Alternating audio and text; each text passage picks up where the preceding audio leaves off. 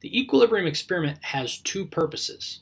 One of those is to determine the concentration of an ion that is responsible for giving a solution a color. For this, we're going to use a new piece of lab equipment called a spectrophotometer. The second purpose then is to use the data we collect to determine the equilibrium constant for the reaction. To accomplish these purposes, we must conduct some dilutions in the lab. The purpose of this video is to get the calculations for those dilutions done to save us some time. The procedure for the lab begins on page 3. So if you turn to that page of your lab, we'll look at the first dilution that we will have to do. The blood red ion forms when you mix potassium thiocyanate and iron nitrate together. So when we mix these two solutions together, we dilute them, and hence we have to do an M1V1 equals M2V2 problem. So we're going to start with a 0.00140 molar KSCN solution, and we're always going to dilute the KSCN solution. So that is M1. V1 then is 10 milliliters. We use 10 milliliters of this solution. We're going to mix it with 10 milliliters of the iron nitrate solution. So that means V2 is 20 milliliters. We are looking for M2. So if we solve this dilution problem for M2, we will get M2 equal to 0.000700 molar. For FeNO3, the initial concentration is 0.00200 molar, and we take 10 milliliters of that. Once again, we're adding that to the 10 milliliters of KSCN, so our final volume is V2. We're looking for our final concentration, M2. So if we solve this equation for M2, we will get 0.00100 molar.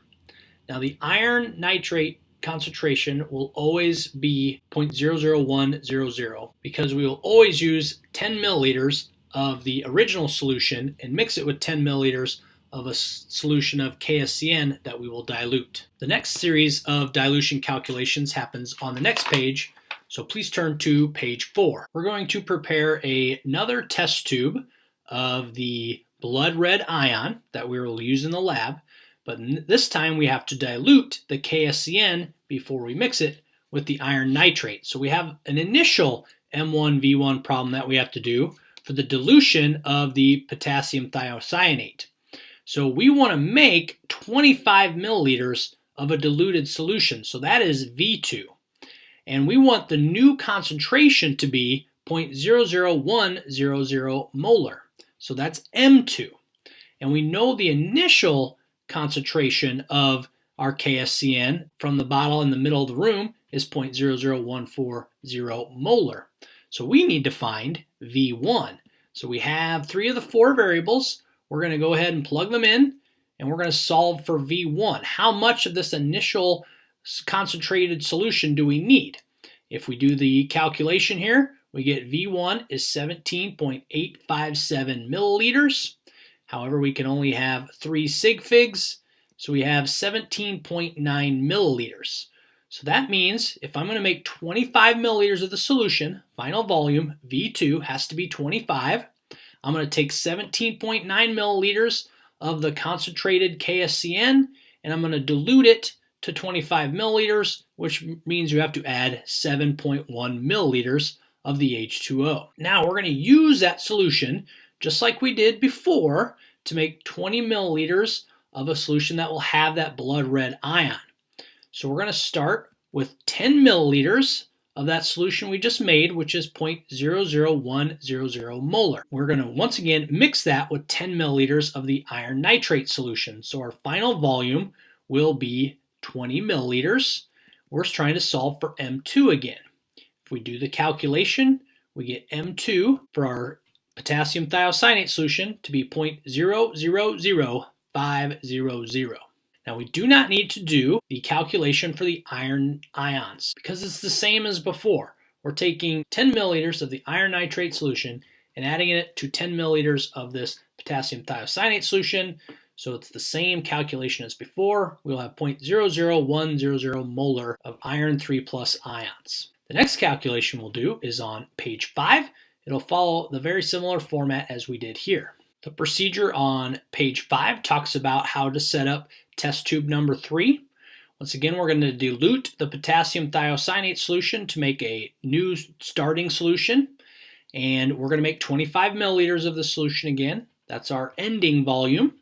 And we want to make a 0.000620 molar solution from the initial 0.00140 molar solution.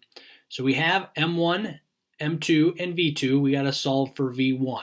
Pause the video right now, set up the calculation, see how you do. How much solution do I need and how much water do I need to make 25 milliliters of my new KSCN solution?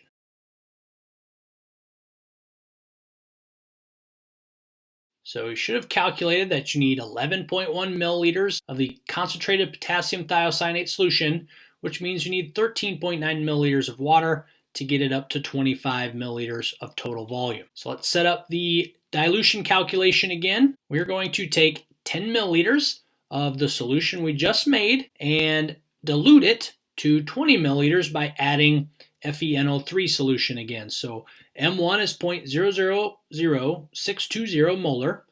V1 is 10 milliliters. We are looking for M2, and as always, V2 is 20 milliliters. When we solve for M2, we will get 0.000310 molar KSCN solution. The iron ions will have the same concentration as before because it's the same calculation as it's been. Having these dilution calculations done will save us some time and give us more time in the lab.